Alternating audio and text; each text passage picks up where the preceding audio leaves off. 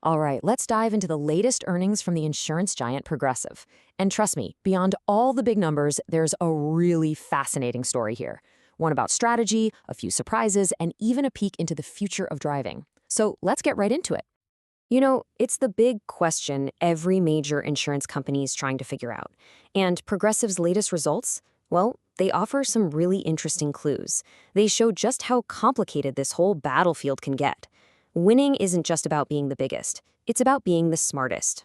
So first up, let's just look at the performance.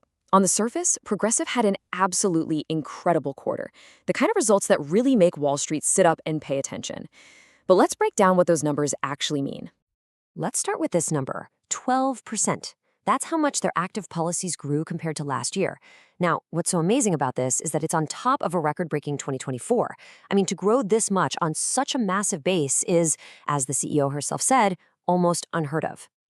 And to put that 12% in perspective, it means Progressive added 422 million more customers in just 1 year. That's not just some number on a spreadsheet.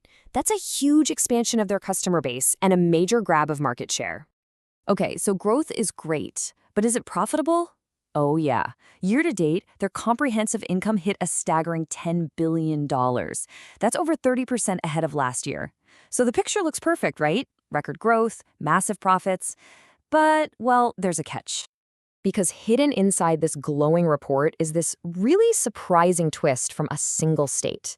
And it's one that shows you just how quickly the game can change, and how being, get this, too profitable can actually turn into a billion-dollar problem.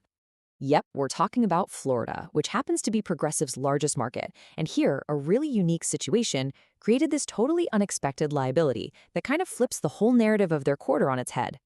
Just look at this number. Progressive had to set aside almost $1 billion. And not for a hurricane, not for a market crash, but to potentially give back to its customers.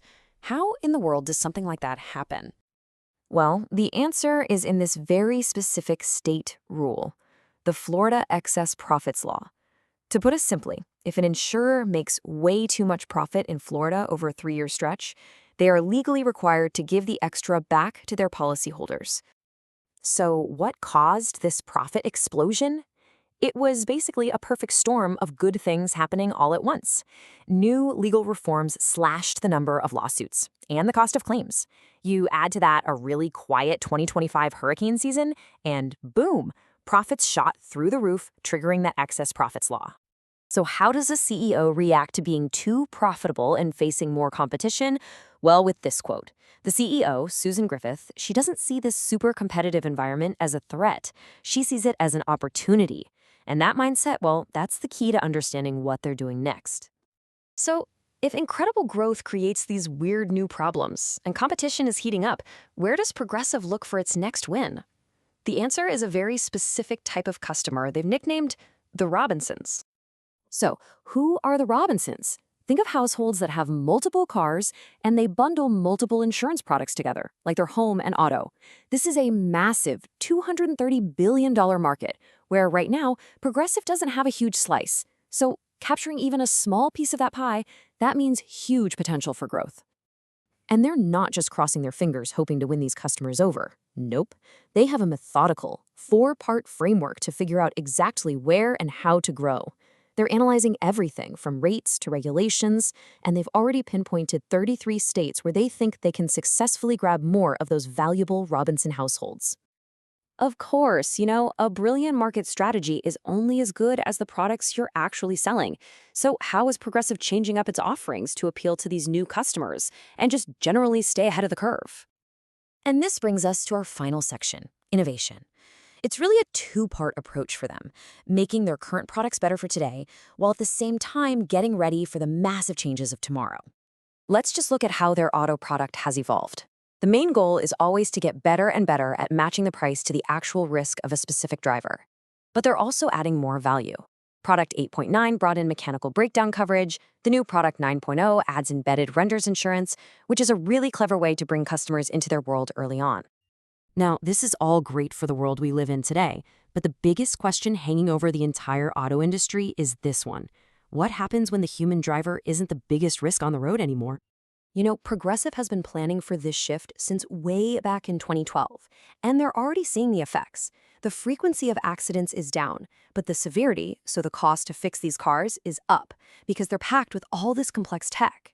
Their Three Horizon strategy is all about handling their core business today while also expanding and exploring totally new areas for future growth. But let's keep our feet on the ground here. As the CEO points out, predictions about a fully autonomous future have been famously wrong before. The change is definitely coming, but the exact timeline, well, that remains, as she puts it, a big question mark. So what are the big takeaways from all this? First, even incredible success brings its own really complex problems. Second, future growth isn't just about getting more customers, it's about getting the right kind of customers. And finally, to win, you have to have this dual focus, perfecting what you do today while strategically planning for a very, very different future. And that leaves us with one final question to think about. For any big company leading its industry, what's the right balance? Do you protect what you have, or do you risk it all to try and define what comes next?